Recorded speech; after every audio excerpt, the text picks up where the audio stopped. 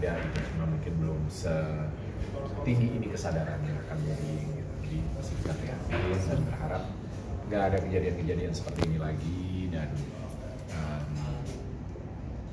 kita sebagai orang tua juga bisa jadi apa ya, mawas ya jadi orang terdekat yang selalu mengingatkan anak-anak kita supaya mereka tidak melakukan tindakan bullying, dan juga kalau harus berhadapan sama situasi seperti itu harus bertindak seperti apa.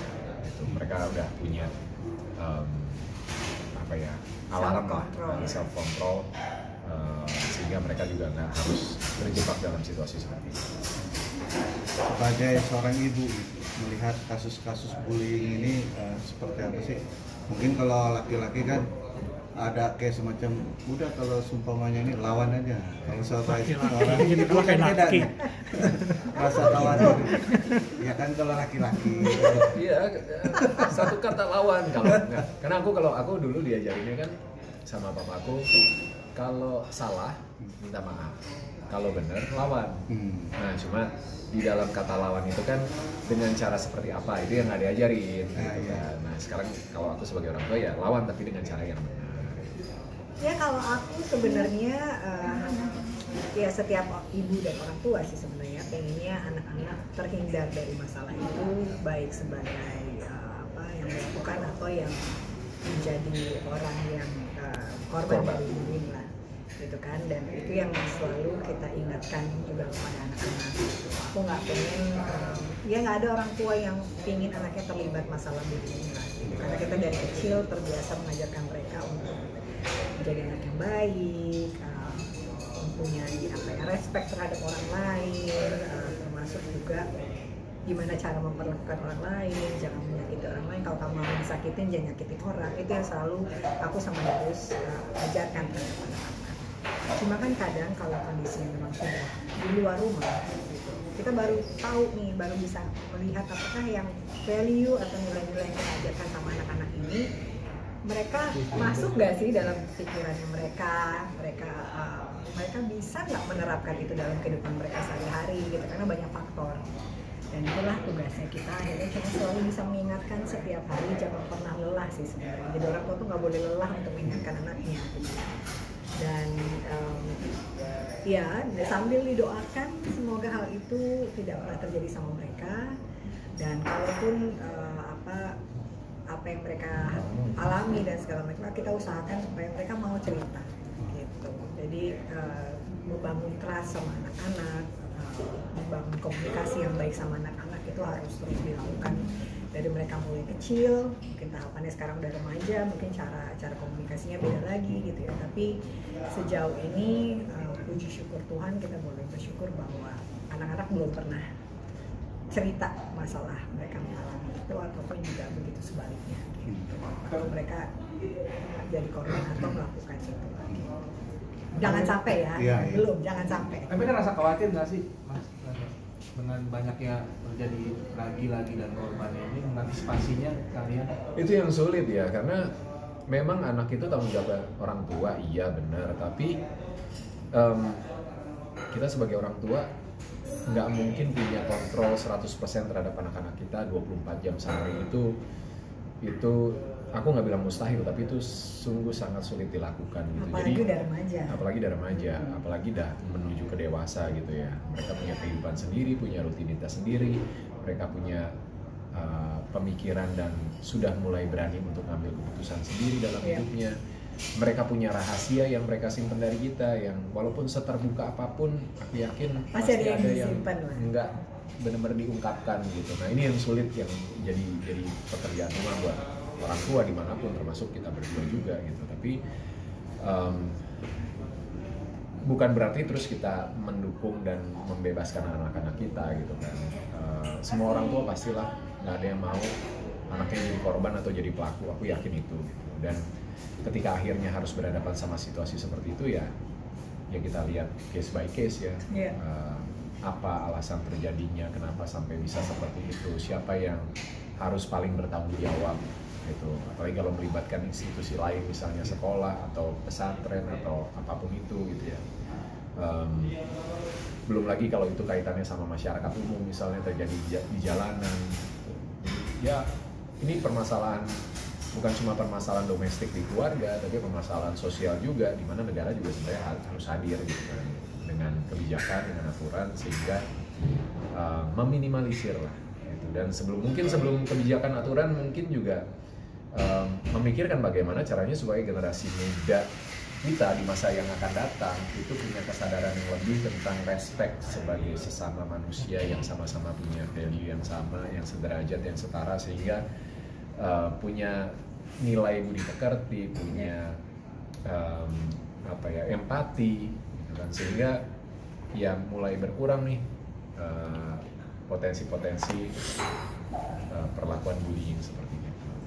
Selalu menjadi kayak worry, terus juga dengan banyaknya lagi-lagi kan ini yang kejadian belakang adalah anak sosok seorang public figure ya, kayak memberi contoh nggak sih, atau mungkin ini ada nih ya sampai kayak apa nanti dibawa kayak gitu masih. Aku pikir ini apa ya, kebetulan aja anaknya public figure, bisa kejadian sama siapa aja kok gitu, bukan berarti karena anaknya public figure, anaknya jenderal misalnya, anaknya politisi, anaknya presiden, atau anaknya pemuka agama terus berlaku seperti itu, enggak. Ini kan kebetulan aja kejadian seperti itu, dan bisa terjadi sama siapa aja sebetulnya, baik pelaku atau korban gitu. Jadi jangan terbiasa untuk mengeneralisir juga gitu kan, karena public figure itu kan hasil dari profesi, kebetulan profesi yang bekerja di dunia entertain, terus jadi public figure gitu ya. Konteksnya nggak gitu, tapi kalau menurut aku gitu, justru memang ketika jadi public figure punya beban 2 kali lebih besar, karena harus kasih yang positif, harus inspiring, harus berlaku yang baik, bebannya jadi 2 kali lipat gitu. Tapi pada akhirnya kan kita semua manusia, punya salah, punya kealfaan gitu ya, jadi siapapun bisa mengalami itu sih. Dan kemungkinan juga karena kebetulan anaknya public figure, jadi rame beritanya untuk orang lain belum tentu gitu ya. Tapi ya betul kata Darius, semua ini bisa terjadi sama siapa aja. Nggak ada yang pengen anaknya terlibat atau mengalami masalah bullying gitu kan, siapapun itu orang tuanya. Jadi ya kita prihatin, dan kita juga jadi mawas diri juga sebagai orang tua untuk bisa selalu walaupun nggak bisa jaga anak, tadi harus bilang 24 jam sehari gitu, tapi kita berusaha untuk menanamkan hal yang baik sama anak-anak, dan aku yakin semua orang tua pasti akan menanamkan itu ya. Selain bola, ada rencana nggak sih dengan maraknya kasus ini diajarkan ilmu bela diri? Siapa anak-anak? Kita sih bebasin anaknya, kita nggak pernah maksa kan. Kita sempat waktu mereka masih SD, dari SD ada ekstrakurikuler itu, ya sempat tawarin pencaksilat, sempat tawarin taekwondo juga, tapi memang anaknya nggak mau, jadi ya udah gitu, kita nggak mau paksain juga. Sempat kemarin mereka yang justru ke-trigger gitu kan, dengan bukan kejadian yang ini ya, tapi ada beberapa kejadian yang mereka juga harus hadapin di sana di lapangan sepak bola. Cowok-cowok di usia segitu kan pasti kadang ada aja benturannya atau apa, terus mereka ngerasa kayak kayaknya perlu untuk punya bekal lah buat jaga diri gitu. Mereka yang malah, "Pak, boleh nggak kalau lagi pulang nanti lagi break aku belajar Muay Thai gitu." Ya boleh aja kalau memang kamu mau, dan cari tahu kenapa kamu ngerasa butuh belajar Muay Thai, bukan untuk terus kamu gaya-gayaan atau apa, tapi memang apa needs-nya untuk protek diri. Oke, kalau memang needs-nya baik, ya kenapa enggak gitu. Tapi harus tahu bahwa orang yang punya sesuatu, punya kemampuan, itu punya tanggung jawab lebih. Itu kita ingetin. Jadi, artinya mungkin ada nggak sih bekal yang diberikan untuk anak-anak, apalagi kan dengan di lingkungan luar yang kita nggak bisa kontrol terus-terusan ya. Apa mungkin bekal yang diberikan untuk anak-anak? Ya banyak ya, dari keseharian. Value di dalam hidup itu penting banget, dan di sekolah mereka waktu mereka SD itu kebetulan kita cukup beruntung, di sekolah diajarkan juga soal 7 kebiasaan baik yang harus jadi pegangan mereka gitu ya,